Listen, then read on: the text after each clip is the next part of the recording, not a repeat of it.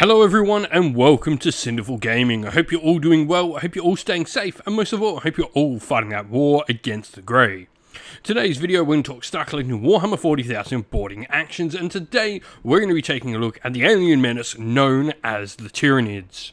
Now in this video we're going to take a look at how we muster a boarding patrol, the units we have access to, and also the size of those units we can tank, before looking at some special rules for forming particular units into boarding squads, or indeed not, and some rules adaptations which generally come into place of some rules being lost for particular units that don't really fit how a boarding action is going to be played. After that, we're going to take a look at a couple of units we recommend to get started with for this particular faction before having a look at some other units we can use to expand upon the initial purchase. We'll then finally finish off the video with a little sample army list of 500 points, which is the standard size game for a boarding action for you to use, hopefully as some inspiration for starting your own force of the Tyranids in Warhammer 40k for some boarding action goodness. And so, to begin with mustering a boarding patrol, we can include up to one of the following units: a Broodlord or Winged Tyranid Prime. These are the different character options we're going to have, and indeed some of our important synapse pieces.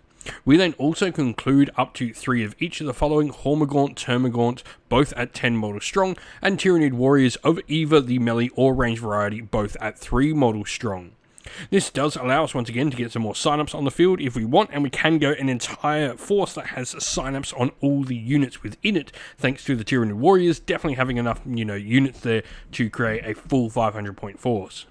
Now we then can also include one of each of the following units: a unit of Genestealers at 5 or 10 models strong, a unit of Neurogaunts, or a unit of Tyrant Guard at 3 models strong as well. Lastly, we can also include up to one of the following units, so we have to pick between a Lictor Death Leaper, Raveners unit at 3 models strong, Ripper Swarms and Von Ryan's Leapers both at 3 models strong as well.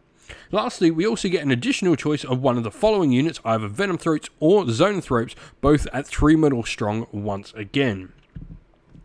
Now, when it comes to forming boarding squads for this particular force, we do have some options on how we don't separate some of our units. Hormagaunts, Termagaunts, and Neurogaunts all remain in their full size allotment. You do not split them down into boarding squads. And then rules adaptation wise, we have a few rules lost. The Lictor will lose the Pheromone Trail, Raveners will lose the Death from Below, Ripper Swarms lose Deep Strike, the Termagaunts will lose Skulking Horrors, Tyrant Guard lose the Guardian Organisms, the Von Ryan's Leapers will lose Pouncing Leap, and the Tyranid Warrior Prime will lose the Deep Strike ability as well. Today's video is brought to you by Gap Games, a fantastic retailer in Australia for a variety of different miniature war games. If you'd like to help support the channel, we have an affiliate link where by clicking on and purchasing, you'll help support the channel, but you'll also help support Gap Games, which is a fantastic servant to the community. And so, to get started with for the faction, where to begin, I think the Winged Tyranid Prime for me is probably my favourite. This gives you a really solid character at 6 wounds, toughness 5, 4+ save, and you've also got some really good melee weapons there with your Prime Talons giving you 6 attacks and a 2+ to hit, strength 6, -1 AP, damage 2. This thing can potentially go through Space Marine boarding squads all by himself. Now, we do have a few abilities. Alpha Warrior means we can give out the sustained hits rule if we are going to have any other warriors on the table, which is really nice. And Death Blow means this model has the potential to fight on death as well. And of course, as a character, this model will have Synapse. Joining that, we then have the Tyranid Warriors with melee weapons. I think for me, in boarding action, the melee weapons are the way to go. Yes, you can get a bit of shooting out of the shooting variation, but the extra attacks on the melee ones with their 6 attacks at twin-linked profile as well. Strength 5, -2 AP, damage 1. These things will absolutely shred, especially when you consider they can get sustained hits from the Winged Tyranid Warrior Prime as well. Now, Adrenalized Onslaught is their ability where at the start of the fight phase you can either get them to reroll hit rolls of 1 or reroll saving rolls of 1, enabling them to be really useful in different sorts of roles within your force, and indeed change that role depending on what you need them to do. Now, we then have some other units to look at, so let's go over to the next slide. And first of all, we are going to talk Gene Stealers. Of course, if you're on a Space Hulk fighting, what would you be doing with a Tyranid force if you did not include some Gene Stealers? They can pack out an absolute punch in melee with 4 attacks each at a 2+ to hit, strength 4, -2 AP, and damage 1. Now they've got toughness 4 and 2 wounds apiece, so they can be really wound dense. They only have a 5+ save, but that is also the same as their 5+ invulnerable save.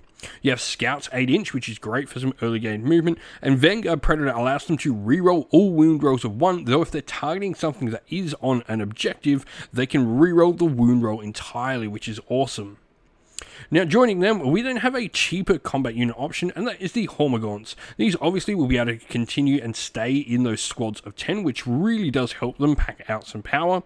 With their melee weapons, 10 of them means they're all going to get in a lot of the fights, so 3 attacks each, 4+ to hit, strength 3, -1 AP, damage 1 when they're all getting in is really, really nice. Now, they do have a Bounding Leap as well, which can allow them to declare a charge in a turn in which they advance. Super, super useful and really speedy on the table. Now, the next unit we're going to talk about are the Von Ryan's Leapers. Yes, they do lose one of their abilities in Pouncing Leap, but I don't think that's any reason to stop taking them. You have Infiltrators, Stealth, and Fights First as well, meaning even if they get charged, they're going to be, doing some damage. They have an invulnerable save of 6+ with a toughness of 5 and a base 4+ save. 3 wounds each as well, but the melee weapons with 6 attacks each on a 3+ to hit at strength 5 is really nice. Now, the last unit to talk about are the other variation of Warriors. Ranged weapon warriors are still a really solid unit.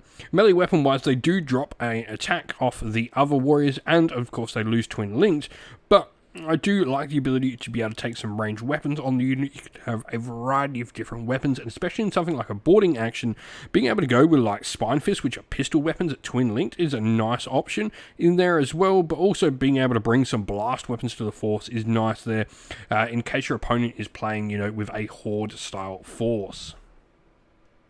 And so here we have our sample army list for the Tyranids.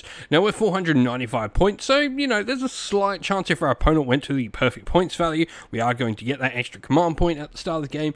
But we have our Winged Tyranid Warrior Prime, who is going to be our Warlord, and it's also going to have the enhancement, which will be Hunter's Instincts. I think this is a super powerful enhancement for the Tyranids in boarding actions, which enables the bearer to declare a charge, even if a unit is not visible to them. So being able to charge around corners is just huge. Massive power to you for being able to do this.